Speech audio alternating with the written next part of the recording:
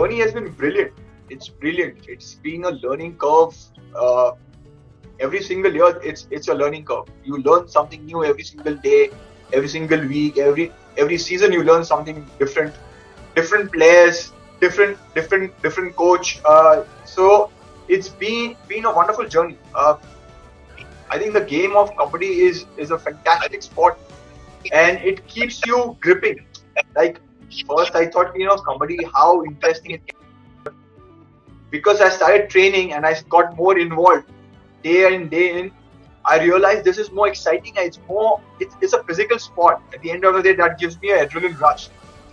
And when I say a physical sport, I think kabaddi is the only sport in the world which is played without any contact. I mean, it's played with contact but without any protective gear. So that's the sport. No protective gear, but full contact. When you see at Pro Kabaddi League, every team and every year you get to work with different players and different coaches. So how difficult it is to work with different players every time? Honestly speaking, it's very tough. Every year it starts from zero. I always felt, this year we have trained the players, we have educated them, so it will start at a higher point. But every year the core team changes, the players change except for a few here and there, so it's always you starting from zero. It's because what happens is a lot of these players are coming from a different kind of a background where they don't have all these kinds of facilities of a gym, or maybe the kind of nutrition you are looking forward when you're talking about things. They come from a very different background of training. So to change their mindset in terms of training, nutrition, and approaching the sport in a professional way is very difficult. And especially coming from a cricketing background where everything is all set up for you. And to come into a sport which is just blooming up and is just taking over the entire country, it was difficult. Not only with the players but with the mindset of the coaches also, because initially every year new coach, so new rules, new methods of working. So it's been a challenge, but the best part about it is that in all these 5 years, all the coaches who have come and helped me, all the coaches who have trained the Puneri Falcon have been very receptive.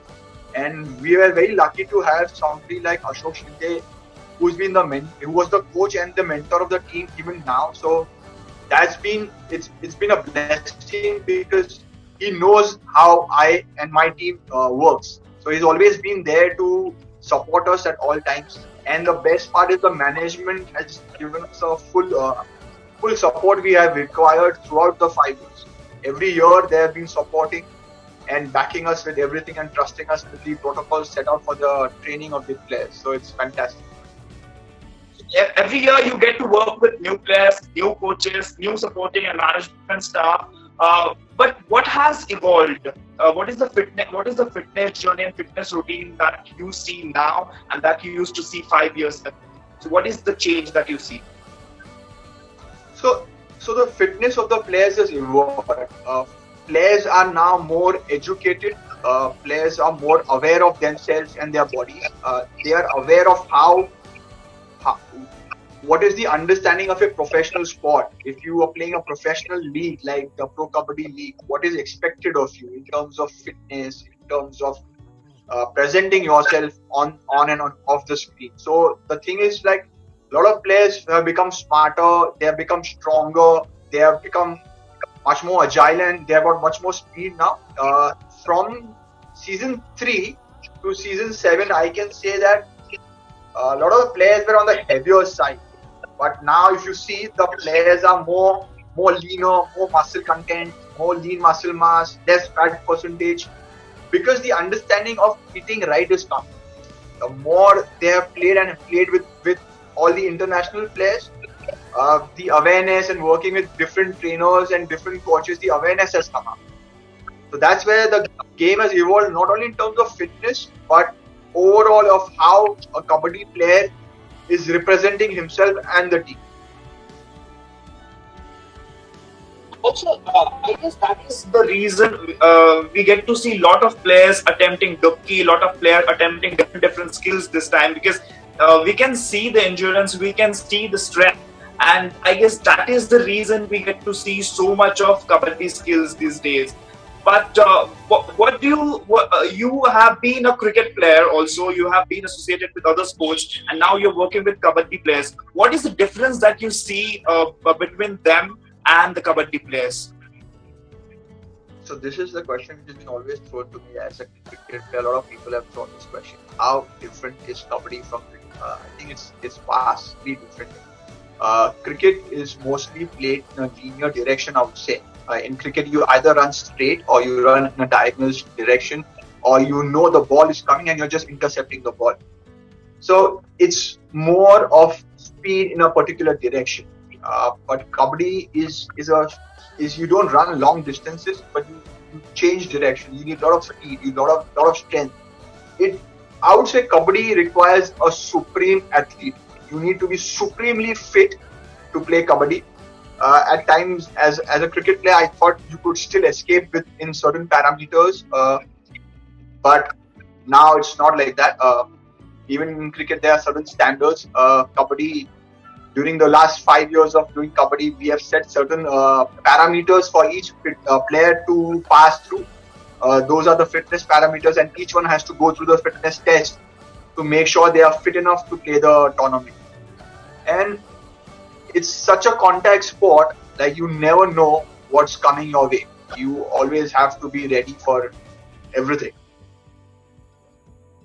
I guess that is one of the reason why we get to see so much of aggression these days into kabaddi, because it wasn't there before. But now, because everyone is fit, everyone is so much of energy they have. We get to see that energy on mat as well. I guess that is the reason. Do you agree with that? I feel the reason is the number one reason is fitness, because if you're fit enough, you can carry out a skill very efficiently. Now, to do a dubki, you need to be able to be mobile in your hips. You need to have that strong legs to sit all the way down and then push forward.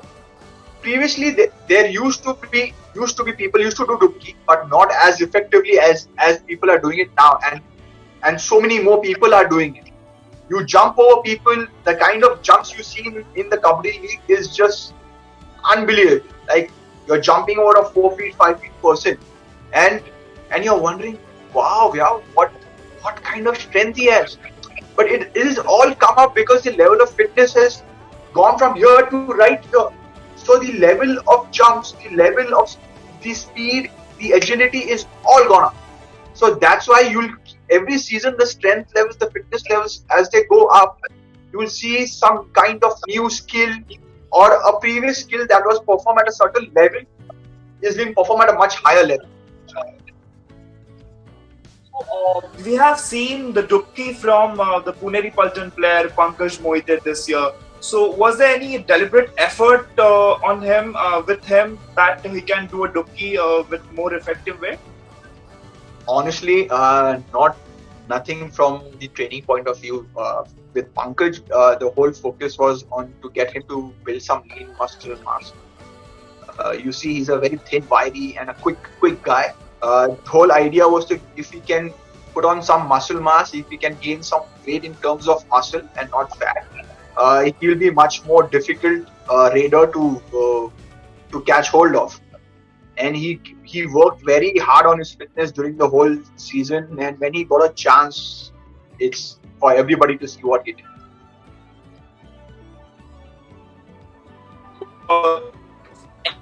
Skills that you love kabaddi, special skill that you work with players as well to do it. And we had a fabulous coach with Anup Kumar, who himself was named as Captain Cool when he was playing. He was the king of bonus ka Badshah. So I think he had a lot of inputs to give to the young players, and I think the players gained a lot of knowledge from him during the season. He did a fantastic job of grooming some of the young players. Brilliant. So yeah, every time you talk about this guy, Mr. Anup Kumar, the cool guy, he was the captain, a cool captain. He was the bonus ka Badshah. Now we are seeing him as a coach of Puneri Paltan, and he's ruling it. He's a great player and great Yes. coach as well.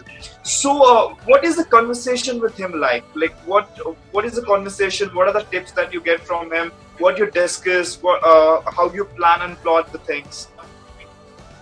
Yeah, he's a great person to be with. He's always has something to add to for a person who doesn't understand, or even who understands kabaddi. Say a person, or forget a person, a kabaddi player who is observing what's happening. And for a kabaddi player, he's seeing that somebody is raiding or somebody is defending. But Anup always has a different view to it, and he'll have three solutions to it. He will say, no, you can do it even this way, you can do it this way also. So you have to keep those options open. And he was fantastic with his inputs.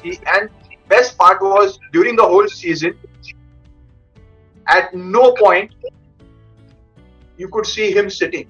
He was always there to work with the players. Maybe the morning fitness session, he was running with the players.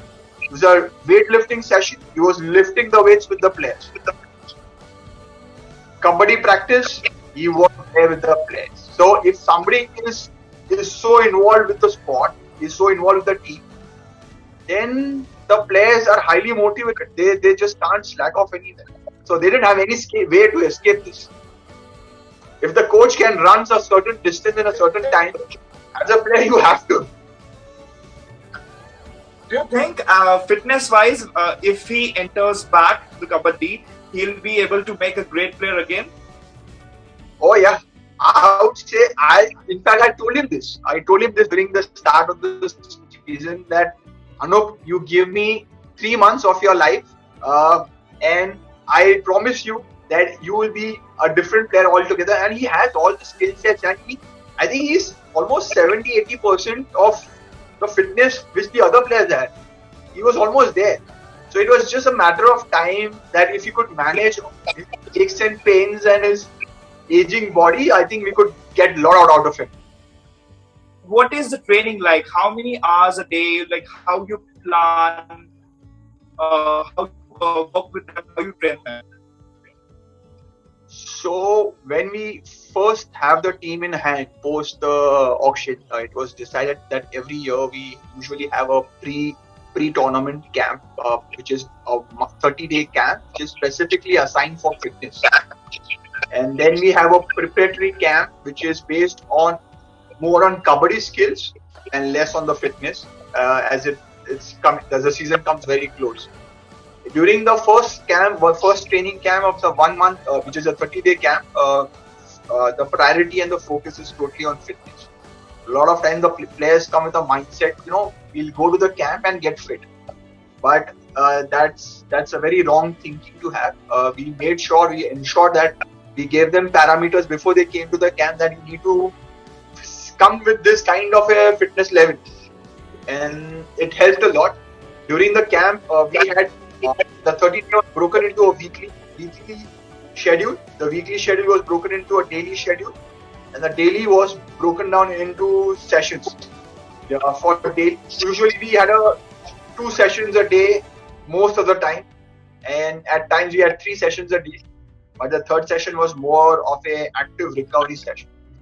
We had about the parameters set. The sessions were broken down into strength, core and cardio, a lot of mobility and flexibility drills, and active rehab and a prehab session.